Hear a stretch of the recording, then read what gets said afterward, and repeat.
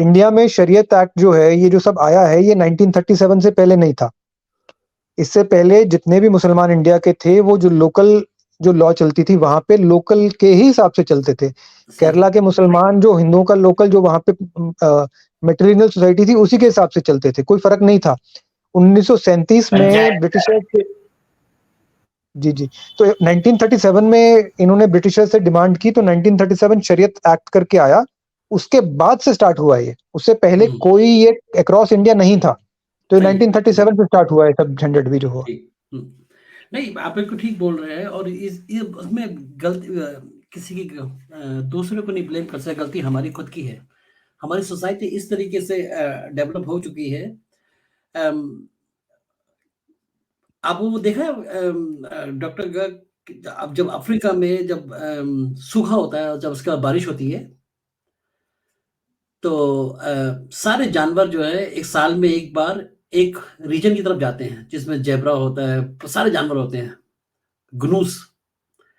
तो रास्ते में उनको शेर भी मिलते हैं, वो भी अटैक करते हैं, मगरमच्छ, क्रोकोडाइल होते हैं, वो भी अटैक करते हैं, उनको खाते हैं, लेकिन वो भीड़ की भीड़ होती है, वो चलती जाती है। याद है आपको? देखा है आपने कभी? नहीं, देखा तो नहीं है बट लेकिन अब मेरी बताइए बात आप। समझ रहे हैं? हाँ, बिल्कुल, बिल्कुल। हमारी हालत वो है। एक बंदा बस चल बिल्कुल दिया, पीछे सही। भी चल रहा है, उसको कुछ पता नहीं है कि क्या हो रहा है, क्या नहीं हो रहा है। कभी उसने समझने की कोशिश नहीं की है। बात-बात में तुम गालियाँ देते हो, समझने की कोशिश नहीं करते हो, बात नहीं कर सकते हो, है ना? और अपने आप को खुद को इतना विद्वान समझते हो, लेकिन ज़िंदगी में आपने कभी कुछ नहीं किया है, कुछ नहीं किया। बिल्कुल, आपका होना ना होना इस सृष्टि में कोई मायने नहीं रखता, लेकिन आप समझते हो कि आप कहीं के कलेक्टर हो।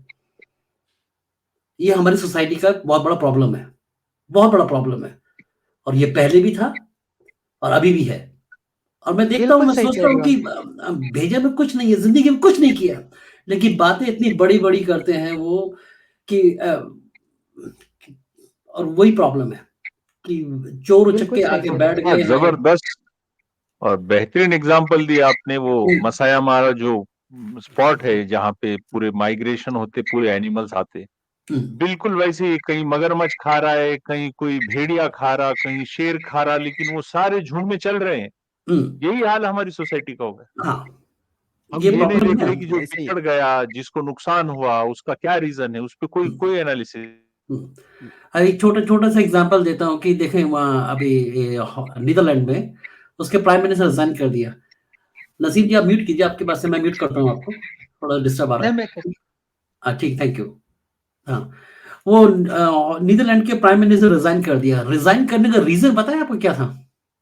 रीज़न सिर्फ़ ये था कि जितने भी रिफ्यूजी आए थे, उनकी देख-रेख सही से नहीं हो पाई।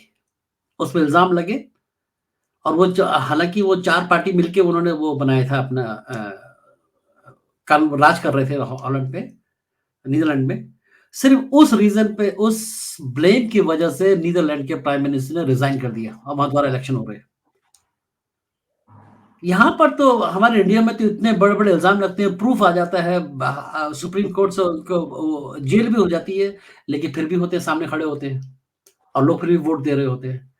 मतलब हमारे इतना स्टैंडर्ड नहीं है कि जब तू गलत है तो तुझसे बात करने का मतलब ही नहीं है ना, तेरी कोई औकात नहीं है, छोड़ दे। तो अगर तू हमारा वो रिप्रेजेंटेटिव बन के जा रहा है, तुझे कई हद तक ईमानदार होना बहुत ज़रूरी है। अगर ये तुम पे इल्ज़ाम लग रहा है और वो प्रूफ हो गया कि भई हाँ, ये बंदा फ्रॉड है, अब फिर भी तुम उसके साथ चल रहे हो, तो लानत है यार। और ये हर जगह हमारी सोसाइटी में हर जगह है। तुम्हारे अंदर गैरत नहीं है। जब पता है कि सामने वाला गलत है, फिर भी तुम उसका चिपके हुए हो। कोई अच्छी आद बा ब कोई और इतने चालाक हैं ये लोग, मुल्ला मौलवी और उनके साथ-साथ बहुत सारे लोग हैं।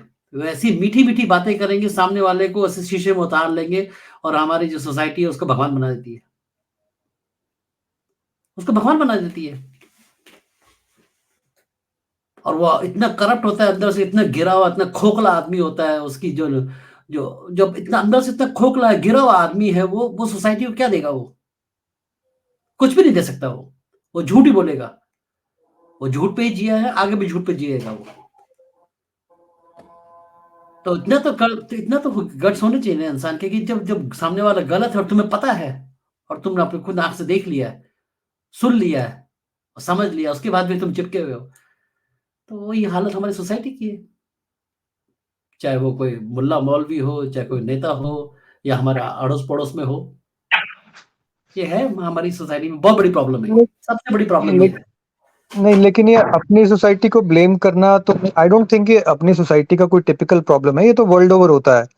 इसका एग्जाम्पल तो आप देख सकते हैं ना, जो क्या हुस्ना बोलते हैं, आप क्या बोलते हैं, अस्वते हुस्ना क्या बोलते हैं?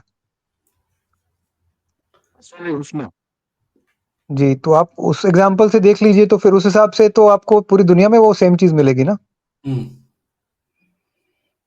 नहीं, वो एग्ज़ाम्पल मैं हॉलैंड का इसलिए दे रहा था कि ब उसको पता है कि जब उसमें ब्लेम हो गया है और वो जो रिफ्यूजियों का रख-रखाव सही से नहीं हुआ, उनको घरों की जगह उनको टेंट में रखा हुआ है और कंप्लेंट आ गई है, तो उसने इस बात को समझा कि हाँ, हमसे गलती हुई है, तो उसने रिज़ाइन कर दिया। और उसको पता है अगर वो रिज़ाइन नहीं करेगा और जब इलेक्शन होंगे तो उसको वोट नहीं मिलेंगे। सोसाइटी डेवलप ऐसी तो होगी ना जब सामने वाला जो जो जो सोसाइटी पे बहुत बड़ा वो रखता है अपना रुतबा रखता है। अगर वो सही काम करेगा तो लोग पसंद करेंगे। मैं उस तरफ जा रहा ये था। ये जो आप कह रहे हैं ना, ये प्रॉब्लम मैं बताता हूँ इशू क्या है कि जब इन ग्रुप आउट ग्रुप का डिफरेंशिएशन बहुत स्ट्रांग होता है ना, हुँ, जैसे अब्राहमिक रिलीजन्स में इन ग्रुप और आउट ग्रुप का डिफरेंशिएशन बहुत क्लियर है और बहुत स्ट्रांग है हुँ, कि ये जो है हमारे हैं, मोमिन है और काफिर हैं। हुँ, यहाँ ये पेगन है, हीदन है, ये जो है ये बिलीवर्स हैं। तो हुँ, जब ये डिफरेंशिएशन हो जाता है ना, तो गलत सही नहीं मैटर करता, तो इन ग्रुप में कौन है और आउट ग्रुप में कौन है ये मैटर करता है। तो आउट ग्रुप गलत है, इन ग्रुप ठीक है, हुँ, इतना ही चलता है। तो ये सेमेटिक रिलीजन्स का मेजर इशू है, जो कि इसका एग्जांपल अभी देख लीजिए, यूरोपियन जो पार्लियामेंट है, यूरोप यूरोप ईयू की जो पार्लियामेंट है, वो यहाँ पे मणिपुर में हो रहा है, उसके अगेंस्ट उसने रेजोल्यूशन पास किया है। जी, जी, जी, जी। क्यों रेजोल्यूशन पास किया है? क्योंकि वहां पे जो चर्च है, जो कुकी ट्राइब्स हैं, उनको सबने चर्च ने कन्वर्ट कर दिया है और चर्च का जो है बहुत बड़ा रोल है वहां पे जो चल रहा है। तो बिल्कुल सही है। चर्च की इतना दुनिया में इम्पैक्ट है कि वहां यूरोपियन ईयू की पार्लियामेंट है, वो इसके बारे में रेज कर रही है मुद्दा।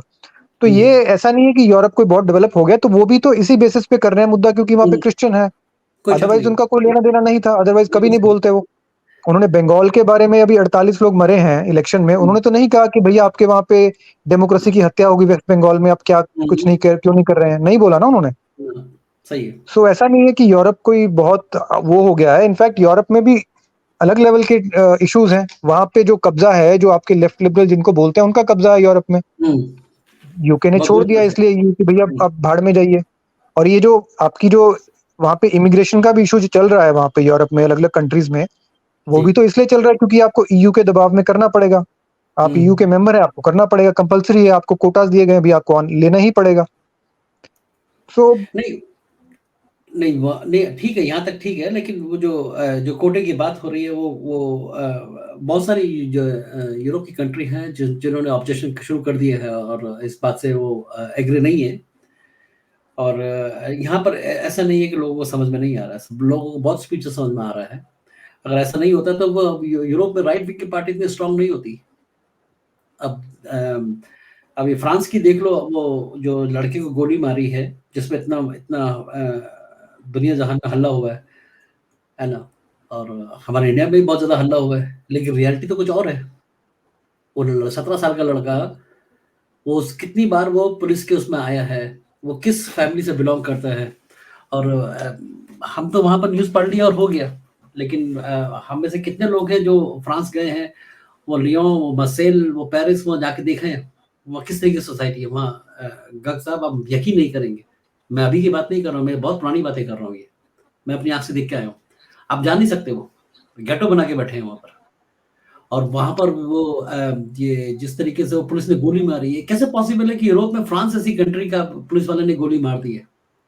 उसका कोई ना कोई रीज़न तो होगा। रीज़न मैं बताता हूँ उसका क्या है।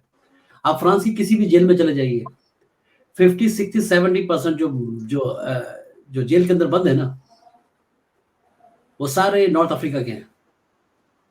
अल्जीरिया, मोरक्को, टुनीशिया, यहाँ के लोग हैं। और वहाँ पर अगर वहाँ आप जेल में जाएँगे तो हमारी इंडिया की जो दिल्ली की जो तिहाड़ जेल है, वो तो उसके सामने तो स्वर्ग लगेगी आपको, इतने खतरनाक सिचुएशन है वहाँ पर। वहाँ की जेलों में हर हफ्ते लोग मर जाते हैं, सुसाइड कर लेते हैं कि गेहूँ के साथ घुन भी पिसता है। बहुत सीरियस मैटर है उसमें, वो ऐसे ऐसे नॉर्मल नहीं है कि पुलिस वाला ऐसी गोली मार दे। वो इतने जो वहाँ की जो फ्रांस की जो पुलिस है वो इतनी स्ट्रेस में है कि टेंशन उनको चारों तरफ से है। ये अंदर की बात है और इसके लिए अगर किसी को समझना है तो जाके आप इंटरनेट में सर्च करेंगे वर्ल्ड न्यूज़ और दुनिया भर का, तो आपको समझ में आ जाएगा।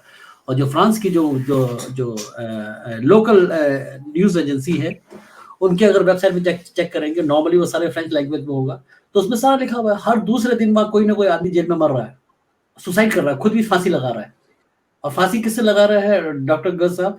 वो जूते का जो फीता होता है ना, उससे लगा के फांसी लगा रहा है। उसके बाद उसके कमरे में 4 जोड़ी जूते हैं, है ना? वो चारों के फीते लगा के उसने रस्सी बनाई और फांसी लगा के मर रहा है। मतलब इतना टॉर्चर किया जाता है वहाँ पर, इतना वहाँ जो पुलिस है वो इतनी टेंशन में है कि एक अगर बंदा जो जेल के अंदर बंद है, उसको संभालने के लिए 10 आदमी आते हैं। तो वहाँ सिचुएशन इस तरीके से है, जो हम फिल्मों में देखते हैं ना, उस तरीके से है। नहीं, तो आप ठीक कह रहे हैं, ये तो है, मतलब ये एक्चुअली टॉपिक से तो छिटक गए हैं, बट ये एक फुल फ्लेजेड टॉपिक है जो जेल गैंग्स का टॉपिक है ये, क्योंकि ये जेल गैंग्स और जेल में जो दावा चलता है और अंदर जो गैंग्स हैं और अंदर के दावा जो चलता है, इनफैक्ट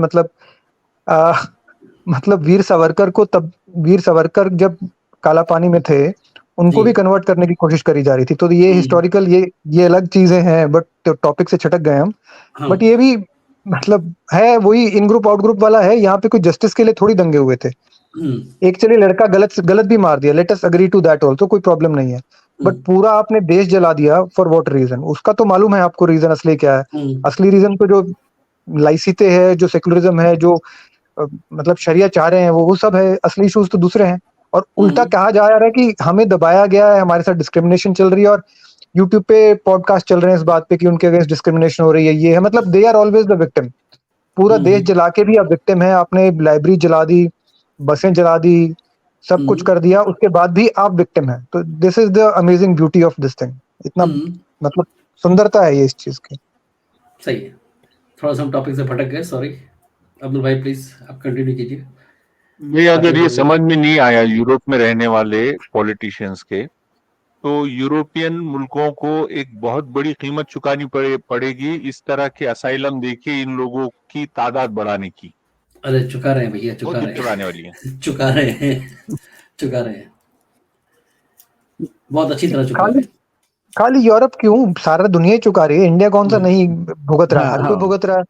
ऐसा तो नहीं है कि हम नहीं भुगत रहे हैं। यूरोप, मैं इंडिया में कई बार ये बार सुनता रहता हूँ। इंडिया, हम जो है ना, भारत के बहुत लोगों को सुनता हूँ, वो खुश होते रहते हैं, यूरोप कर्म आ रहा है, कर्म भुगत रहा है। यूरोप देखो, यूरोप का क्या हाल हो रहा है। यूरोप का जो हाल होगा वो बाद में होगा, उससे पहले हमारा बुरा हाल हो रहा है। हम अपना नहीं देख रहे हैं, हमारा भी वही हाल होगा।